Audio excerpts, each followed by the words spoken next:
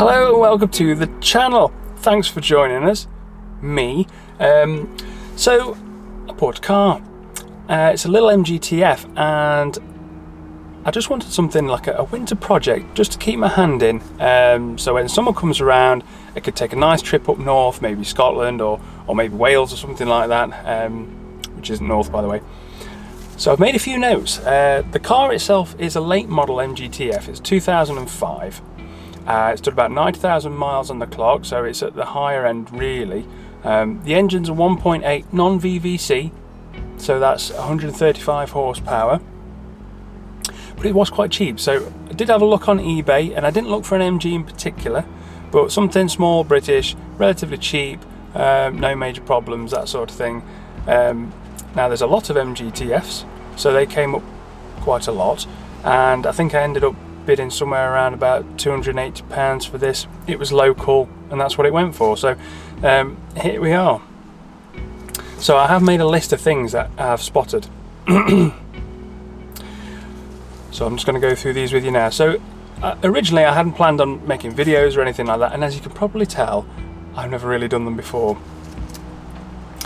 Two main things really. Head gasket. It's quite popular with a K-series engine. The head gasket's well known for failing, overheating and all that sort of thing. So for less than £50 you can get a gasket kit which covers the head gasket, which is an upgraded multi-layer one, the cam cover gasket, and also the inlet and outlet exhaust manifold ones as well. So for less than £50, why not? So that's going to get done. I did have a look underneath the coolant reservoir cap and have a look in there, and it was full of clean coolant. So to my thinking, that means it's been consuming coolant and someone's been topping it up, and then when you get under the oil filler cap, there's that milky kind of brown residue. So it's a good chance the head gasket's gone. I don't know if it's done before, but been done before. There's very little service history with the car, so if it wants to last longer than 5 minutes, then better do that. On the way, I'm going to be picking up a few other things just because we're down in the engine and it's relatively economical to do them anyway. Water pump, and also the cam belt.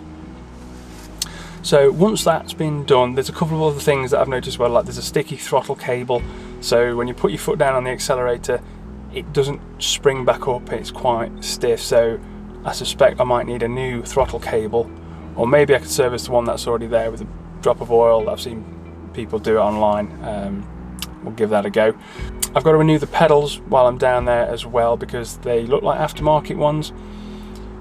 Some of them have come loose and bits and bobs, so I've got to have a look at that. The interior just needs a bit of a clean, maybe a shampooing of the carpets and the seats and that sort of thing, but other than that, that's all right.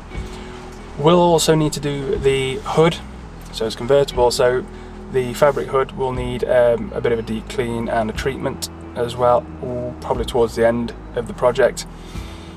Yeah, so we've also got to have a look also at the front subframe, because underneath the car is shockingly rusty. Whether this car's been run through winter after winter after winter and not been maintained and washed regularly, so it's had loads of salt on it, I don't know. It looks like it's been driven into a lake, if I'm honest, and just left to rust. So when we get underneath there, we're going to have to replace things like the lower control arms, which one of them is rusted through pretty bad. So lower control arms, the discs and pads are also going to have to be done. Now I have already done those, so that'll be in a later video. The discs on this were shocking. I could not believe the condition of the discs.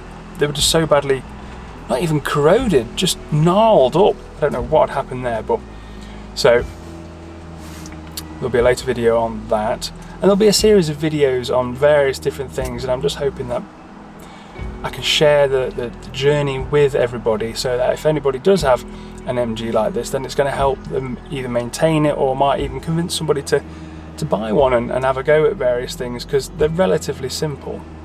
I say that, I'm not a qualified mechanic, so we'll test that theory later on. So to do that's quite a big job. The front subframe, that's got to be dropped completely from the car, take it back to bare metal, treat it and repaint it, put it all back together. So following that, it'll be a service, so it'll be a case of dropping the oil, replacing the oil, probably flushing it through maybe, replacing the air filter, fuel filter, spark plugs, and a whole host of all the different things that you would typically expect to do on a service. And then it'll be onto the body. So the bodywork, there is a bit of rust here and there. I don't think it's too bad. My main concern is that Starlight Silver, which is what this is, doesn't exist anymore. There are a couple of places online, eBay and Amazon, that say they can sell it so that you can buy it off there. Whether or not it's a good match, whether or not it's okay on paint that's, you know, on a 15-year-old car, who knows, we'll find out when we get there. But some bits aren't too bad, but other bits it's rusted through, there's holes, and so there's going to be some, you know, body filler kind of work there as well. But yeah, so I hope you enjoy the journey. I hope I enjoy the journey, and do feel free to comment. I don't expect this to get many views or anything like that, so it should be relatively easy to respond to people, but thanks for watching.